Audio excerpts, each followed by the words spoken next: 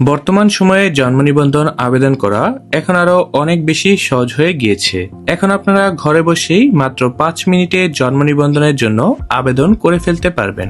এই ভিডিওতে আমি খুব সহজভাবে আপনাদেরকে বুঝিয়ে দিব জন্ম নিবন্ধনের জন্য কোন ওয়েবসাইটে যেতে হবে, কি কি কাগজের প্রয়োজন হবে আর কিভাবে আবেদন সম্পূর্ণ করবেন। পুরো প্রক্রিয়া সম্পর্কে জানলে আপনি নিজেই ঘরে বসে জন্ম নিবন্ধনের জন্য আবেদন করে ফেলতে পারবেন। তাই পুরো ভিডিওটি না টেনে শুরু থেকে শেষ পর্যন্ত দেখার অনুরোধ রইল।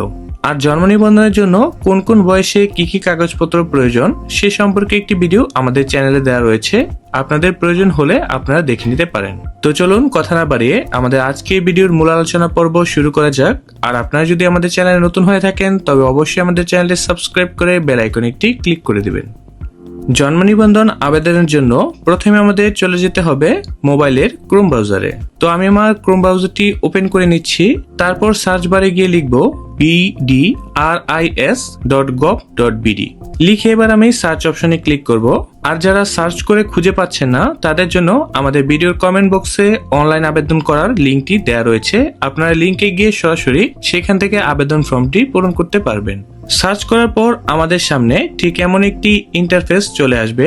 এখান থেকে আমরা 3 ডট অপশনটিতে ক্লিক করব, তারপর জন্ম নিবন্ধন অপশনটিতে ক্লিক করব এবং তারপর জন্ম নিবন্ধন আবেদন অপশনটির উপর ক্লিক করব। তো এখানে প্রথমে আপনাদের কাছে জানতে চাইবে আপনি নিম্নলিখিত কোন ঠিকানায় জন্ম নিবন্ধনের জন্য আবেদনটি করতে চাচ্ছেন, অর্থাৎ আপনি কি আপনার জন্ম নিবন্ধন আবেদনটি জন্মস্থানের ঠিকানায় করতে চাচ্ছেন নাকি স্থায়ী ঠিকানায় করতে চাচ্ছেন। তো আমি স্থায়ী ঠিকানা অনুযায়ী জন্ম নিবন্ধনের আবেদনটি করব, তাই স্থায়ী ঠিকানা অপশনটি সিলেক্ট করে দিচ্ছি এবং নিচে থাকা পরবর্তী লেখা বাটনটিতে ক্লিক করছি। পরবর্তী লেখা বাটনটিতে ক্লিক করলে এরকম একটি নতুন ইন্টারফেস আপনাদের সামনে চলে আসবে। তো এখানে নিবন্ধনকারী ব্যক্তির পরিচয় সম্পর্কিত তথ্যগুলো পূরণ করতে হবে। তো এখানে প্রথমেই জানতে চাচ্ছে নামের প্রথম অংশ বাংলায়, তো আপনি আপনার নামের প্রথম অংশটি বাংলায় পূরণ করে দিবেন এবং পাশেই রয়েছে নামের শেষ অংশ বাংলায়, অর্থাৎ আপনার নাম যদি করিম উদ্দিন হয় তাহলে প্রথম অংশে করিম এবং দ্বিতীয় অংশে উদ্দিন শব্দ দুটি পূরণ করে দিবেন। এবং দ্বিতীয় অপশনে রয়েছে নামের প্রথম অংশ ইংরেজিতে এবং নামের শেষের অংশ ইংরেজিতে। একইভাবে করিমউদ্দিন নামটি দুটি অংশে ভাগ করে দিবেন এবং এখানে সম্পূর্ণ ইংরেজি ক্যাপিটাল লেটারে পূরণ করতে হবে। তো তারপর এখানে আপনার জন্ম তারিখটি সিলেক্ট করে দিতে হবে। তো আমি এখান থেকে জন্ম তারিখ সিলেক্ট করে দিচ্ছি এবং জন্ম তারিখ সিলেক্ট করার সাথে সাথে এখানে একটি নোটিফিকেশন চলে আসবে। তো এখানে আমাদের কাছ থেকে কিছু ডকুমেন্টস চেয়েছে এবং জানতে চাচ্ছে নিম্নলিখিত ডকুমেন্টস গুলো কি আমাদের কাছে রয়েছে কিনা। এখানে 1 নম্বর রয়েছে চিকিৎসক কর্তৃক প্রত্যয়নপত্র বা সরকার কর্তৃক পরিচালিত প্রাথমিক শিক্ষা সমাপনী জুনিয়র স্কুল সার্টিফিকেট বা শিক্ষা বোর্ড কর্তৃক পরিচালিত মাধ্যমিক স্কুল সার্টিফিকেট রয়েছে কিনা, অর্থাৎ আপনারা যারা বা যে আবেদন করবেন জন্ম নিবন্ধনের জন্য তার প্রথমে প্রয়োজন পড়বে চিকিৎসক কর্তৃক প্রত্যয়নপত্র অথবা সরকারি একাডেমিক কোনো পরীক্ষার রেজাল্ট বা সার্টিফিকেট। এবং দ্বিতীয় অংশে চাইবে পিতা বা মাতার স্থায়ী ঠিকানার বিপরীতে হালনাগাদ বা কর পরিশোধের প্রমাণপত্র অর্থাৎ ট্যাক্স সার্টিফিকেট এবং পিতা বা মাতার জাতীয় পরিচয়পত্র বা পাসপোর্ট যদি কোনো কিছু থাকে তাহলে এখানে দিতে হবে। অর্থাৎ আপনার এখানে দুটো ডকুমেন্টস প্রয়োজন পড়বে, এক হলো চিকিৎসক কর্তৃক প্রত্যয়নপত্র এবং দ্বিতীয়তে আপনার বাড়ির ট্যাক্সের কাগজ।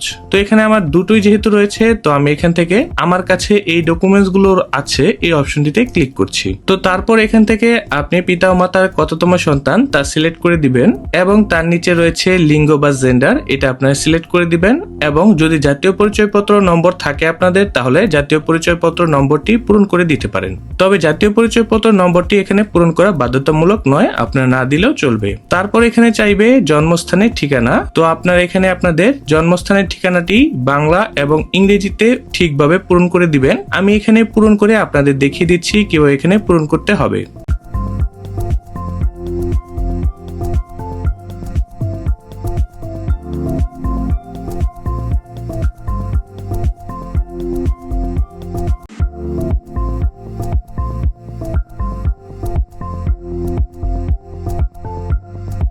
সকল কিছু সঠিকভাবে পূরণ করা হয়ে গেলে নিচে থাকা পরবর্তী বাটনটিতে ক্লিক করবেন। পরবর্তী বাটনটিতে ক্লিক করার পর এখানে আপনাদের কাছে চাইবে পিতা ও মাতার তথ্য।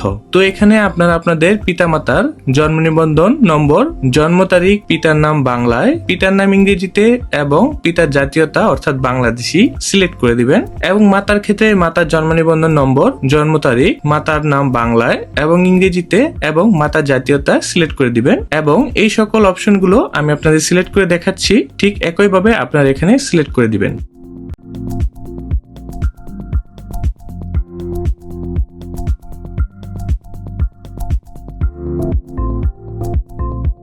পিতা ও মাতার তথ্যগুলো সঠিকভাবে পূরণ করা হয়ে গেলে নিচে থাকা পরবর্তী লেখা বাটনটিতে ক্লিক করবেন। পরবর্তী লেখা অপশনটিতে ক্লিক করার পর এখানে আপনাদের কাছে আপনাদের স্থায়ী ঠিকানা এবং বর্তমান ঠিকানা সম্পর্কে জানতে চাইবে। তো পূর্বে পূরণ করা জন্মস্থানের ঠিকানার মতোই এখানে আপনাদের স্থায়ী ঠিকানা ও বর্তমান ঠিকানাটিও পূরণ করে দিবেন। এবং আপনার যদি জন্মস্থানের ঠিকানা এবং স্থায়ী ঠিকানা একই হয় তবে এখানে উপরে থাকা টিক চিহ্ন অপশনটিতে ক্লিক করে দিবেন, তাহলে অটোমেটিক ফিল আপ হয়ে যাবে। আর যদি জন্মস্থানের ঠিকানা ও স্থায়ী ঠিকানা একই না হয় তাহলে আপনাকে ম্যানুয়ালি হাতে লিখে লিখে পূরণ করতে হবে। তো আমি আপনাদেরকে এই সকল ফাঁকা ঘরগুলো পূরণ করে দেখাচ্ছি। তো এখানে সকল কিছু পূরণ করা হয়ে গেলে আপনারা নিচে থাকা পরবর্তী লেখা বাটনটিতে ক্লিক করবেন। তো সকল কিছু পূরণ করা হয়ে গেলে পরবর্তী অপশনটি যখন ক্লিক করবেন তখন আপনাদের সামনে আবেদনকারী প্রত্যয়নপত্র নামে একটি ওয়েব পেজ চলে আসবে। তো এখানে বলা রয়েছে নিবন্ধিত ব্যক্তি 18 বছর নিম্ন বয়স্ক হলে তাহার পিতা বা মাতা বা আইনানুগ অভিভাবক বিধি 9 মোতাবেক ক্ষমতাপ্রাপ্ত ব্যক্তি নিম্নে প্রত্যয়নপত্র পূর্বক স্বাক্ষর বা টিপসই সহি প্রদান করিবে। তো এখান থেকে আপনারা কোনো কিছু ঝামেলা না করে সরাসরি নিজ অপশনটি সিলেক্ট করে দিবেন। তো নিজ অপশনটি সিলেক্ট করার হয়ে গেলে এখানে আরেকটি অপশন রয়েছে, আমি সজ্ঞানে ঘোষণা করছি যে উপরে বর্ণিত যাবতীয় তথ্য সঠিক এবং আমার অর্থাৎ আবেদনকারী ব্যক্তির অন্য কোথাও জন্ম নিবন্ধন হয়নি এবং হইয়া থাকিলে আমি তাহার জন্য আইনত দায়ী থাকিব। তো এখানে আপনার টিক চিহ্ন দিয়ে সিলেক্ট করে দিবেন। তো সকল কিছু হয়ে যাওয়ার পর আপনাকে এখানে আপনার ওই চিকিৎসক কর্তৃক প্রত্যয়নপত্র এবং ট্যাক্সের কাগজগুলো সাবমিট করতে হবে। তো এগুলো আপনারা প্রথমেই স্ক্যান করে নেবেন বা মোবাইল ফোনে সুন্দর করে ছবি তুলে নেবেন। তো এখানে দেখতে পাচ্ছেন সংযোজন নামে একটি অপশন রয়েছে। তো এই সংযোজন অপশনটিতে ক্লিক করে আপনারা আপনাদের উক্ত ট্যাক্সের কাগজ এবং চিকিৎসকের সনদপত্র সংযোজন করে দিতে পারেন। তো আমি আপনাদের দেখিয়ে দিচ্ছি কিভাবে আপনারা আপনাদের ডকুমেন্টগুলো সংযোজন করবেন। আর অবশ্যই মনে রাখবেন আপনার সংযোজনকৃত ডকুমেন্টসগুলো কিন্তু জেপিজি ফাইলে হতে হবে এবং ফাইলের সাইজ সর্বোচ্চ 2 মেগাবাইট অর্থাৎ 2 এমবির বেশি হওয়া যাবে না। তো আপনার সংযোজন অপশনটিতে ক্লিক করবেন, তারপর এখান থেকে ফাইল টাইপ অর্থাৎ ফাইলের নাম সিলেক্ট করে দিবেন। প্রথমে দেওয়া হবে চিকিৎসক কর্তৃক প্রত্যয়নপত্র। তো সিলেক্ট করে আপনার এখানে স্টার্ট লেখা বাটনটিতে ক্লিক করবেন। তো দেখতে পাচ্ছেন চিকিৎসক কর্তৃক প্রত্যয়নপত্রটি সুন্দর করে এখানে আপলোড হয়ে গিয়েছে। তারপর এখানে আপনারা আপনাদের বাড়ির ট্যাক্সের কাগজটিও সুন্দর করে সংযোজন করে দিবেন এবং সিলেক্ট করে দিবেন স্থায়ী ঠিকানা হিসেবে ঘোষিত আবাসন স্থানের বিপরীতে হালনাগাদ কর পরিশোধের প্রমাণপত্র। তো লিখে স্টার্ট অপশনটিতে ক্লিক করবেন। তো দেখতে পাচ্ছেন দুটো ডকুমেন্টসই খুব সুন্দরভাবে আপলোড হয়ে গেছে। তারপর আপনারা নিচে থাকা পরবর্তী বাটনটিতে ক্লিক করবেন। তো পরবর্তী বাটনটিতে ক্লিক করলে আপনার সামনে লিখে আসবে আবেদনপত্রটি সাবমিট করার পূর্বে সকল তথ্য ঠিক আছে কিনা দেখে নিন এবং আবেদনকারীকে দেখান। মনে রাখবেন একবার সাবমিট করা হয়ে গেলে আবেদনপত্রটি আর এডিট করার সুযোগ থাকবে না। অর্থাৎ এই ধাপে এসে আপনি আপনার আবেদনপত্রতে যে তথ্যগুলো দিয়েছেন তা একবার সুন্দর করে চেক করে নেবেন সকল কিছু ঠিক রয়েছে কিনা কিংবা কোনো নামের বানানে ভুল রয়েছে কিনা। যদি কোনো ভুল ত্রুটি থাকে তাহলে ব্যাক করে পুনরায় ওগুলো ঠিক করে দিতে হবে। তো আমার এখানে আমি সবকিছু চেক করে দেখলাম সকল কিছুই ঠিক রয়েছে। তো সকল কিছু ঠিক থাকলে আপনারা এখানে আপনাদের ফোন নম্বরটি বসিয়ে দিবেন এবং ফোন নম্বর বসিয়ে ওটিপি পাঠান অপশনটিতে ক্লিক করবেন। তো এই অপশনটিতে ক্লিক করার পর আপনার ফোন নম্বরে একটি ওটিপি চলে আসবে এবং ওটিপিটি 5 মিনিটের মধ্যেই এখানে সুন্দর করে ইনপুট করে সাবমিট অপশনটিতে ক্লিক করবেন।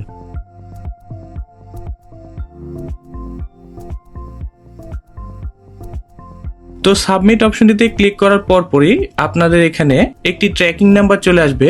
অবশ্যই এই ট্র্যাকিং নম্বরটি আপনারা প্রিন্ট করে বা স্ক্রিনশট দিয়ে রাখবেন, কারণ এই নম্বরটি না থাকলে আপনারা কিন্তু পরবর্তীতে জন্ম নিবন্ধনের জন্য যে আবেদন করেছেন তা প্রিন্ট করতে পারবেন না। তো এই পর্যন্তই আমাদের ভিডিওটি।